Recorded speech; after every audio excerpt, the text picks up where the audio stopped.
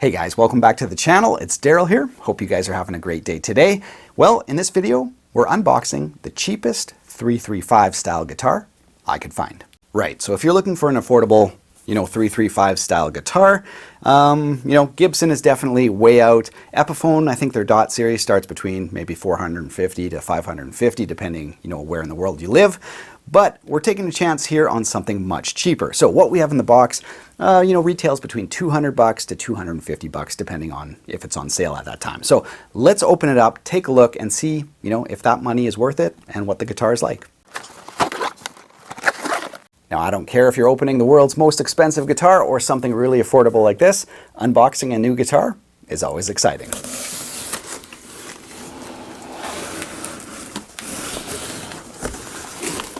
All right, let's check it out. All right, you guys, I'm just going to open it up on the floor here. Now, check this out. This is an Indio. Do you remember last year I unboxed the $99 Indio Strat? And I was blown away for 99 bucks, how good that guitar was. Now, when you're dealing with kind of lower end brands, it's kind of hit and miss. So we're taking a chance here, but let's open it up. Like I said, I had a great experience with that $99 Strat. Let's check it out. So gig bag is nice. I gotta say, more padding here than the equivalent, super low end Fender gig bag. So that's nice. Zippers don't feel, incredibly good, but they seem decent. Okay, so here she is.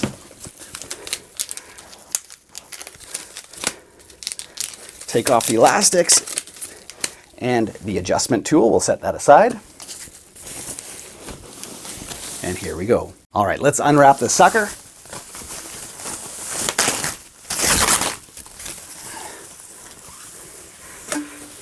All right, here she is. All right, well, I gotta say my first impressions of the guitar, just, pulling it out of the bag and looking at it, is it's a pretty handsome instrument. Now, of course, we're gonna look very, very closely at this guitar and see how it's made construction-wise, if there's any flaws and stuff.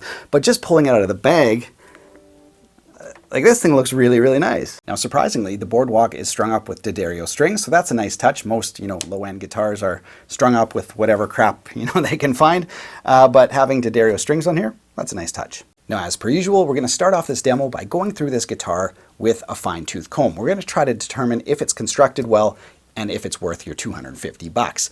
Then we're gonna go into the tones, and then we're gonna go into my final thoughts. So I'll put each section in the video description below. If you guys just wanna jump to a certain section of this demo, feel free to click there. Other than that, let's kick things off. All right, so let's start by looking at the headstock. Now I'll take a close-up shot for you guys so you can really see the profile of the edge of the headstock. And as companies kind of, make their homage to 335 style guitars, you sometimes end up with weird headstocks at the top, because they don't want to get too close to Gibson's open, book headstock. This, I think, does a really nice job. It's, nothing really weird about it. Looks classic, looks great. Now, as for the font on the front, in my opinion, it doesn't go with the overall design. I know they use this font for all the guitars. Somehow on a Strat, it didn't look quite as bad, but on this one where, overall I think the guitar is very beautiful, that Indio font is not my favorite. It pops, it's so, bright white, and it's more of a ragged kind of font. So anyway, that's just my personal opinion. Now on the back, we've got some very just nondescript, made in China kind of tuning machines. Normally, when I do a review, I'll play on a guitar for about a month, maybe 3 weeks, a month, really get to know it. On these like open box first impression videos, I'm gonna have to talk about this after I do my playing, so stay tuned for the final thoughts, once I get more acquainted with these tuning machines. Now, unfortunately, the official specs on this guitar are few and far between, and if they're out there, they're hard to find. I couldn't find it on the website. They kind of give you just a nice, overview of the guitar. So anyway, that being said, I'm assuming it's just your basic plastic nut here. Now it is, filed very nice. It's smooth on the top, smooth on the sides. Now when you zoom in really, really close, you can see there is some adhesive from the nut on the fingerboard. That's typical of a guitar in this price range, so no concerns there, other than, it might not look the best, but in terms of construction, it's fine. I'm assuming the entire guitar is maple, other than the fingerboard, obviously, which is the style of 335 guitars. Now, the one spec they do list is it's got a maple center block, and of course, it is listed as a flame maple boardwalk. So the top has, you know, a decent little flame on it. Nothing that's going to, you know, be jaw-dropping or whatever, but I think it looks really nice with this black burst finish. And when I look into the F-holes, it certainly looks like maple on the back as well. So I think I can safely say the body is entirely maple. The neck likely is too, with the rosewood fingerboard. Now moving on to the front face of the neck, we've got a surprisingly nice rosewood fingerboard, and of course we get the block inlays. You know, for a $250 guitar to get the block inlays, it's really nice, and from far away they look fantastic. I'll take a close-up shot so you can see, you know, what they look like close. Overall, you know, pretty well done. And again, you know, to step up to an Epiphone with blocks is quite a bit more money. So to see it on a guitar like this is really, really nice. Now, as for the fretwork, it's decent. I'm just going to say that. An Epiphone, most Epiphones are better, but you know, overall, pretty nice. They're a little bit sharp as you go along there. There's a few tooling marks. I'll try to, you know, take a close-up shot for you guys so you can see. But as you run your finger one way or the other, most of the frets are a little bit sharp and could, you know, do with a little dressing. Now, the other thing is, you know, especially as you get up here, if you play, I don't know if you guys can hear that. I'll try to get it with the lapel mic. But the frets are pretty gritty. So those need to be polished or played in. And normally on a guitar like this, I'll just play them in. You know, I'll play all over it.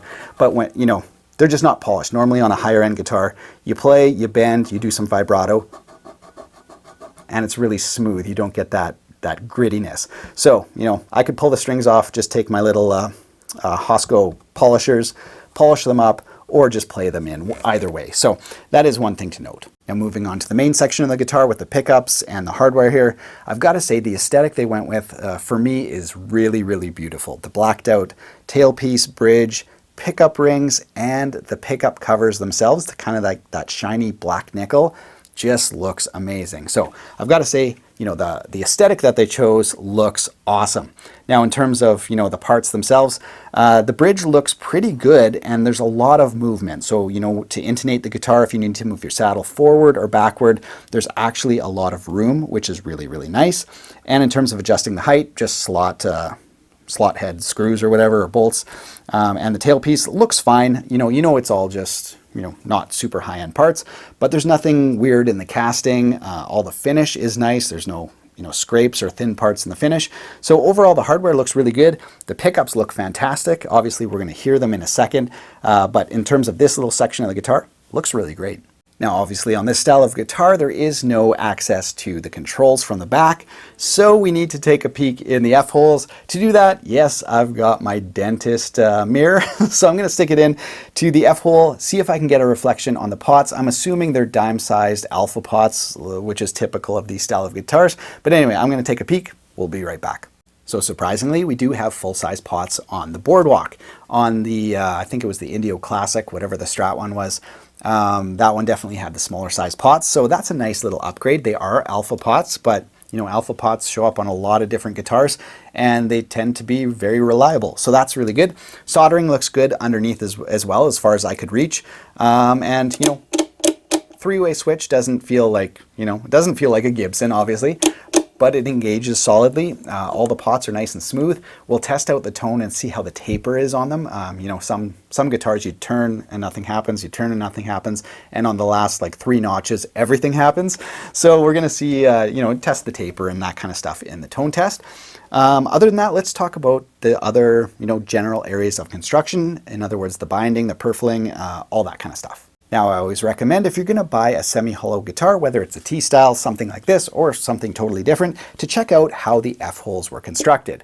Now, whether they're bound or straight cut, taking a look there can really give you sort of a glimpse as to like the quality control of the overall instrument, or at least, you know, the finishing detail. And on this guitar, it's okay. You know, it doesn't blow me away. There are a few sections that I would clean up personally, just taking a sharp blade and sort of like cleaning up the bottom edge of the binding, and maybe taking a soft brush, even an old toothbrush, and just kind of, you know, kicking away some of the shavings that haven't been cleaned up. So I would say moderately good on the F-holes on the binding.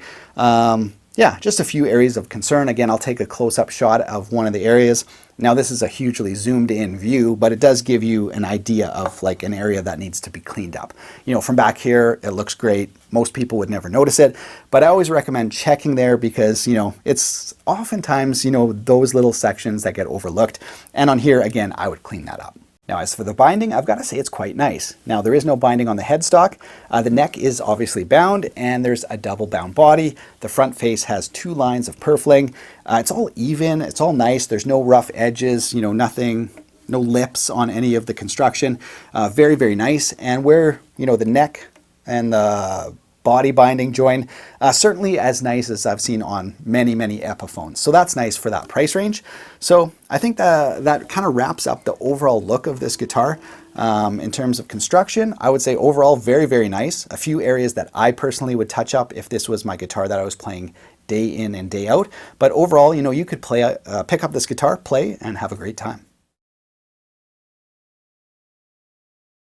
All right, you guys, let's start part 2. So let's plug the Indio Boardwalk into my Hughes & Kettner GM Deluxe 40, which goes into a 212 cab, which is mic'd up with an Earthworks SR25 and a Rode NT1.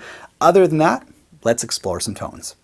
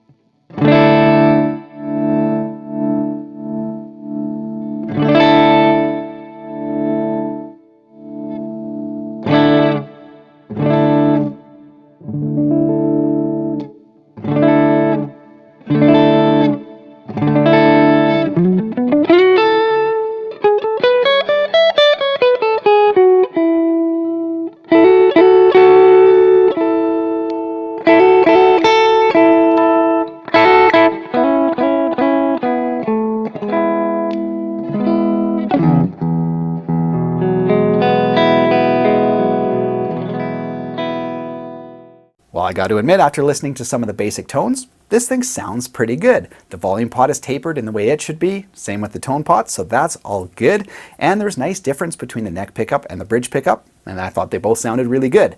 So now let's add a little bit of overdrive, some little grit to our tone, see what that sounds like.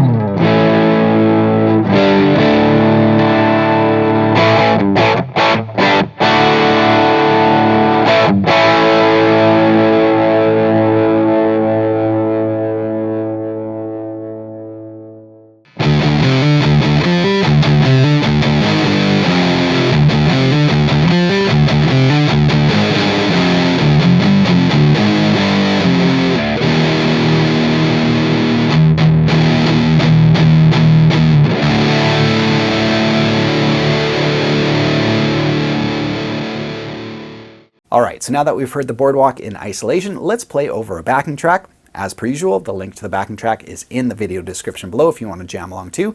Let's take a listen to that in a mix.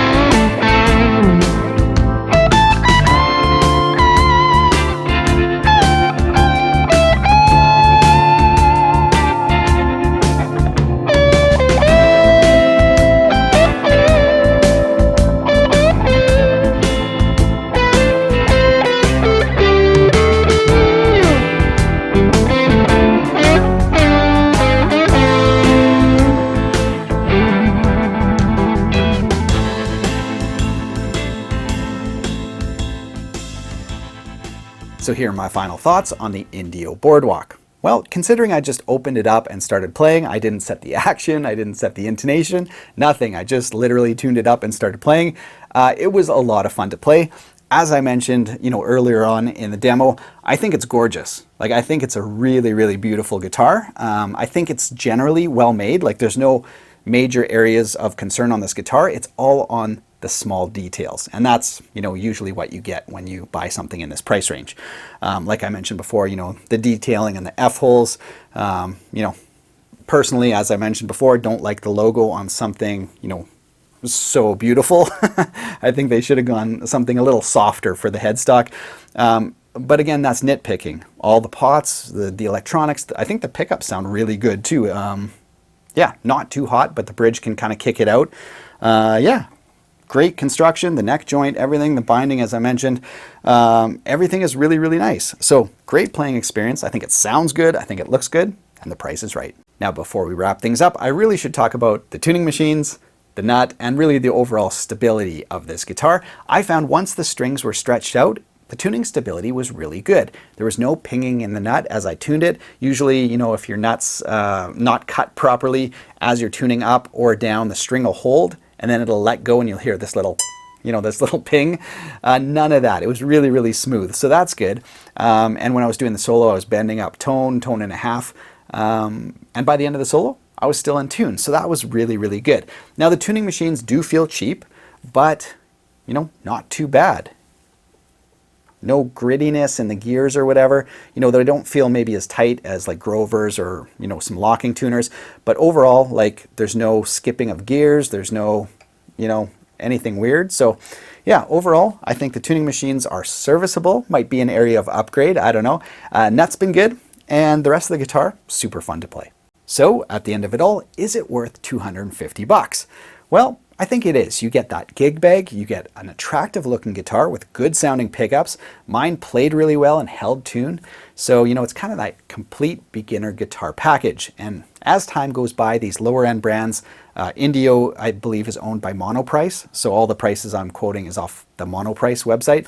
As these lower brands, time goes by, they seem to get better and better and better. And, we as guitar players and consumers are, benefit from that. So that's really good. So I think overall, it's a good buy. If you haven't subscribed to the channel yet, be sure to do so. We've got lots of content coming up for you guys, affordable gear as well as high-end gear. Check out the t-shirt store and the tab store on your way out. Have yourself an amazing week.